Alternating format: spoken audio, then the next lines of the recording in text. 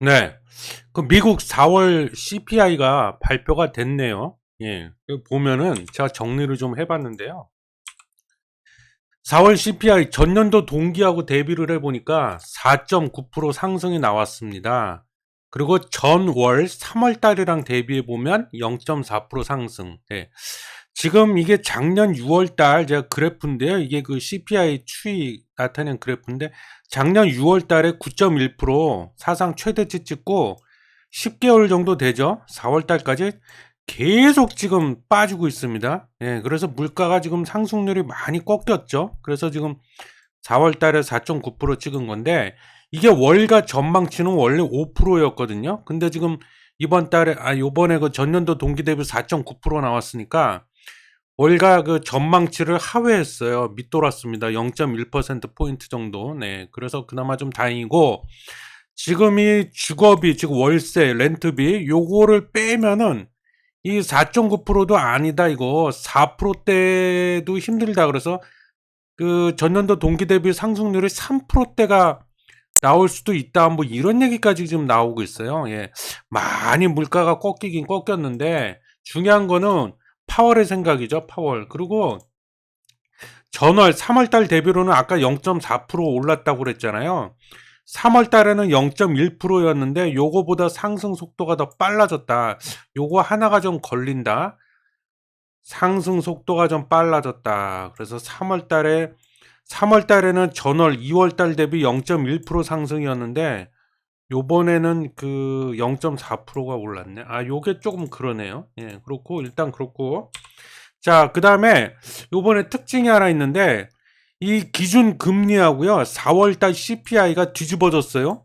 아시겠지만 기준금리가 지금 5에서 5.25%잖아요. 최상단이 5.25%고 4월달 CPI 상승률이 아까 전년도 동기 대비 4.9%라고 그랬는데 이게 뒤바뀌어 버렸어요. 뒤집어져 갖고 금리 인상의 명분이 좀 약화됐다. 예, 요거는 좀 뭐 우리가 또 우리 시장 참여자 입장에서는 호재라고 봐야겠죠. 예. 그렇고 요게 좀 특징이고 그다음에 이제 그 근원 CPI 4월달 근원 CPI도 좀 살펴봐야겠죠. 즉 에너지하고 식료품 가격 뺀 거 이거는 전년도 동기하고 대비해 보면 5.5% 상승이 나왔습니다. 요거는 아직은 좀 높네요. 근원 CPI는 아직 좀 높다. 그래서 여전히 좀 높은 수준이고 다만 3월 달에는 5.6%였는데 요거보다는 소폭 0.1% 포인트 정도 좀 둔화가 됐다. 그나마 좀 이건 위로로 삼을 수 있다. 다행이다. 전월달, 3월달과 대비해보면 똑같네요. 이거는 CPI하고 0.4% 상승. 그래서 여기 보면 제가 여기 이렇게 잘라보면은요. 올해 1월달부터만 보면 이게 그 근원 CPI거든요. 근원 CPI. 전년 동기 대비인데 1월달에 5.6%, 2월달에 5.5%, 3월달에 5.6%, 4월달에 이번에 5.5%다 5%대 비슷해요. 다 5.6%, 5.5% 그래서 여전히 좀 높은 상태다. 근원 CPI는 요게 조금 걸린다. 요게 좀 안 떨어지고 있어요. 그 일반 CPI는 좀 많이 떨어지고 있는데 근원 CPI가 안 떨어지고 있다. 요게 좀 하나 걸리고 그 다음에 PC 개인 소비 지출 보면은 자 요것도 이제 올해부터만 보면 1월달, 2월달, 3월달인데요.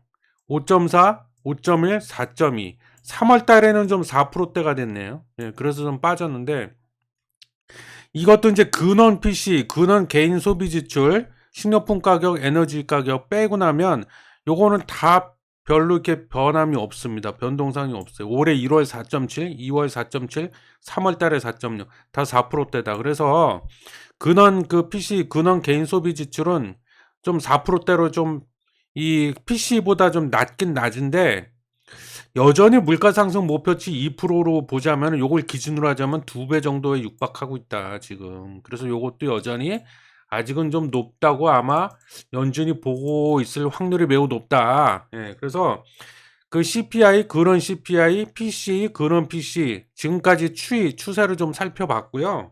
그 다음에 결론은 파월의 생각이 중요하겠죠. 의장이다 보니까 파월의 생각 결론은 뭐냐?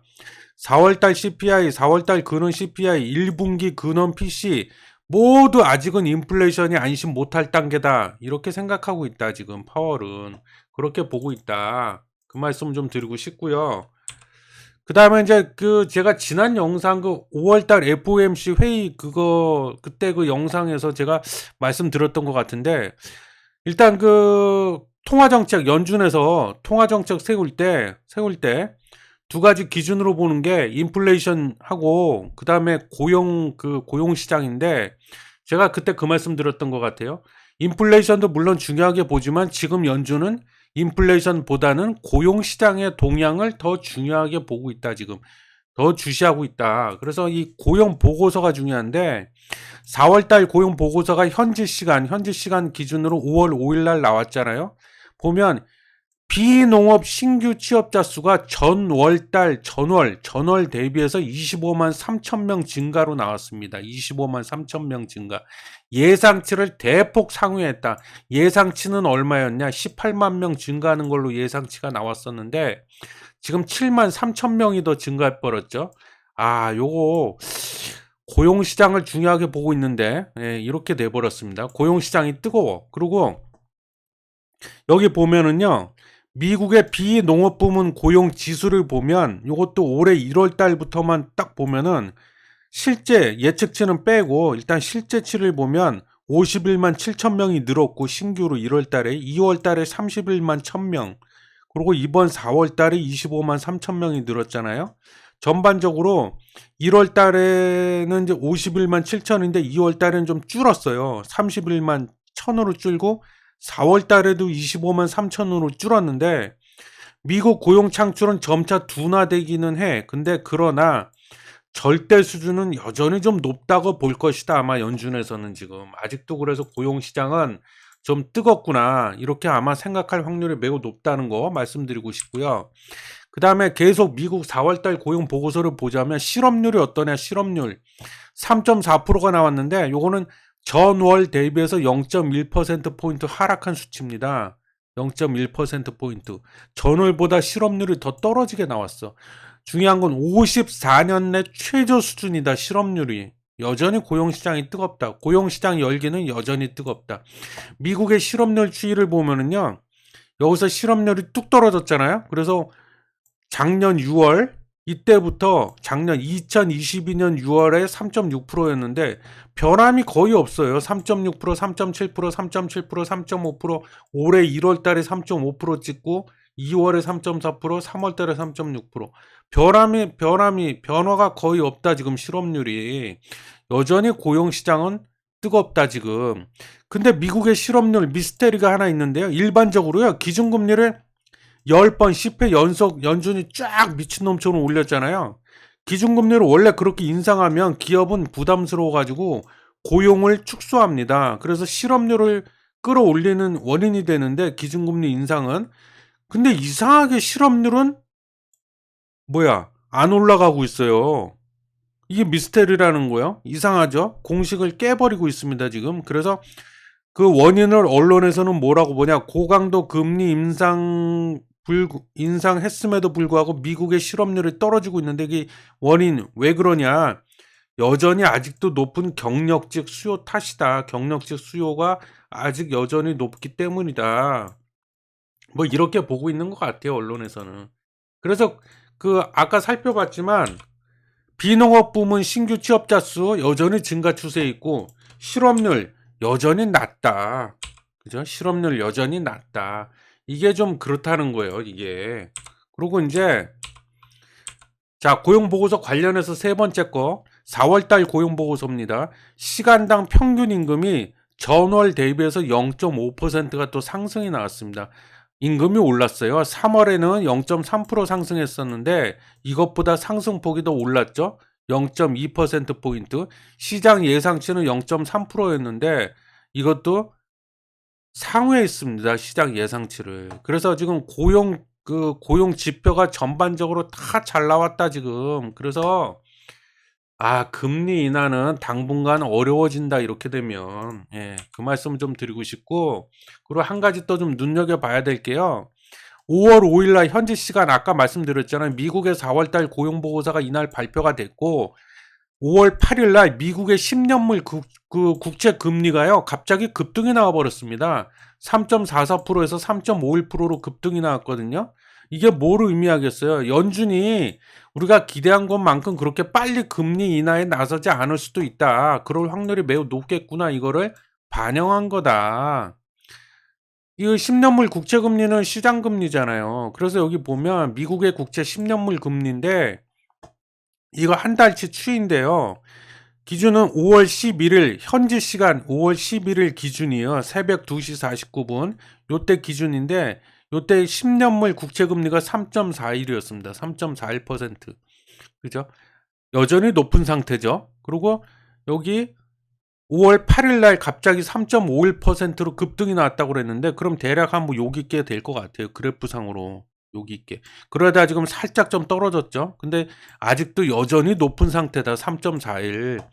국채 2년물 금리는 3.9. 뒤집어진 지 오래잖아요. 오래잖아요. 이것도 장단기 금리차 역전된 거. 예? 장단기 금리 역전된 거. 그래서 어떻게 2년물 금리가 10년물 금리보다 더 높아. 예, 그죠?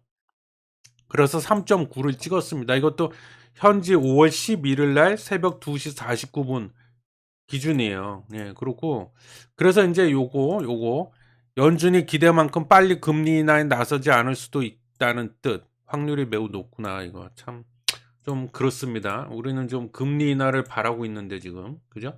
연준은 별로 그럴 생각이 없는 것 같습니다. 이런 것들이 다 보면은 반영을 하고 있죠. 예. 그래서 파월의 생각은요. 제가 보기엔 이렇게 생각하고 있는 것 같아요. 파월은 인플레이션은 아직도 여전히 살아 있고 고용 시장은 아직도 여전히 뜨겁구나. 그러면은 이제 물 건너간 금리 인하는 물 건너갔다고 봐야 될까요? 완전히.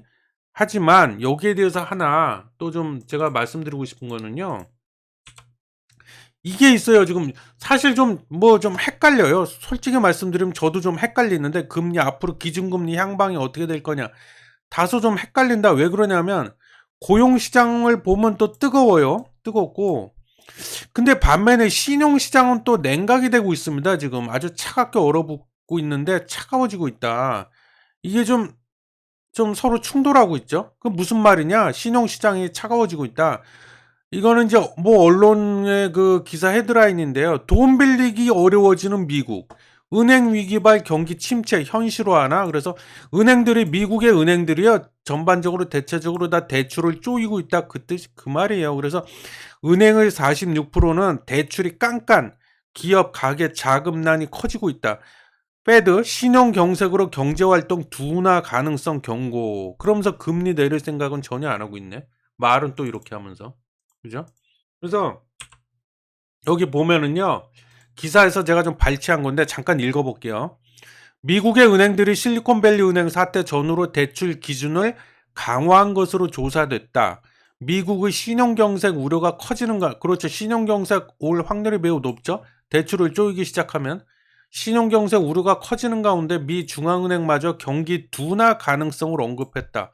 시카고 연방은행 총재는 미국 내 신용경색으로 인한 경기 침체가 올 수 있다고 경고했다. 경기 침체가 올 수 있다고 경고했다.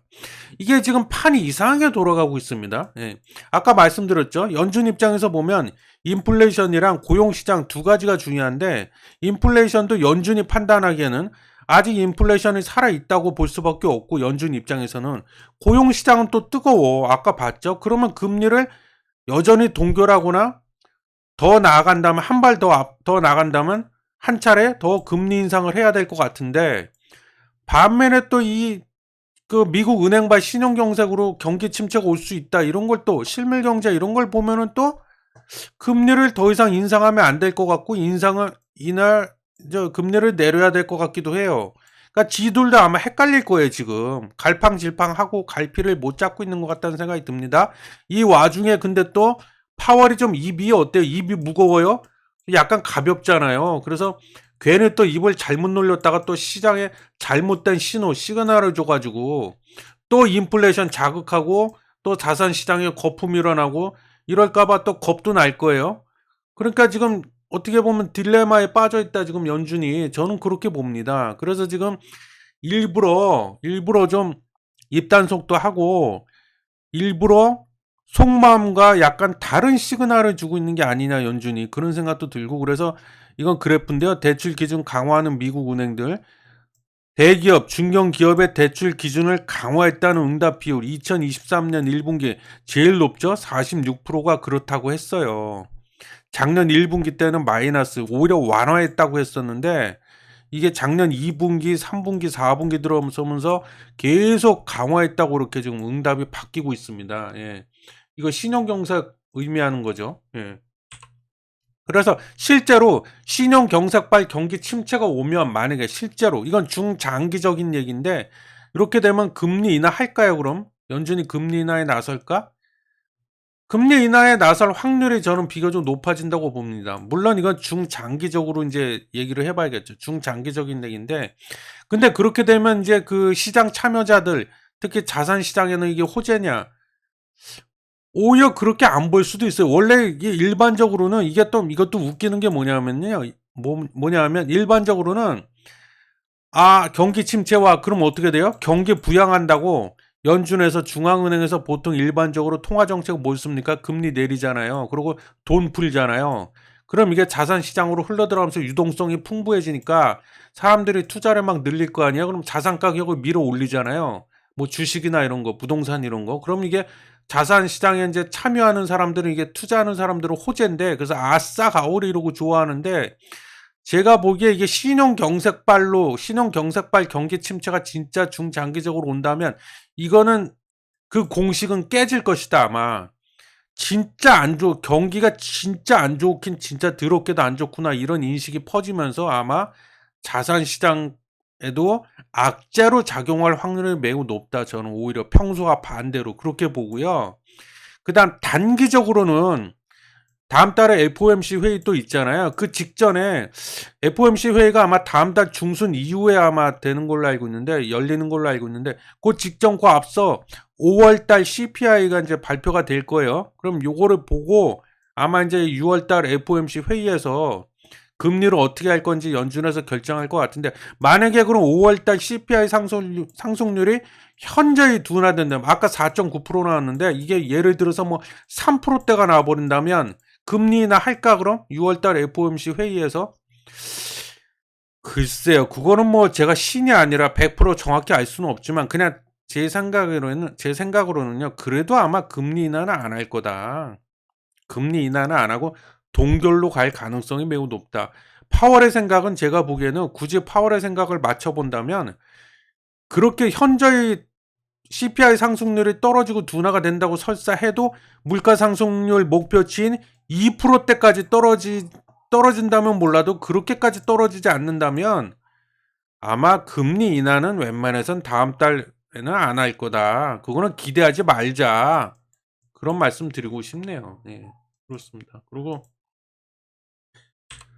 자, 그럼의 끝으로 결론. 그럼에도 불구하고 파월의 고집이 은근히 있더라고 이 양반이. 예전에 그 입방정 잘못 떨었다가 한번 망신당한 일이 있어서 아마 그게 정신적 트라우마가 있어서 그런 것 같아.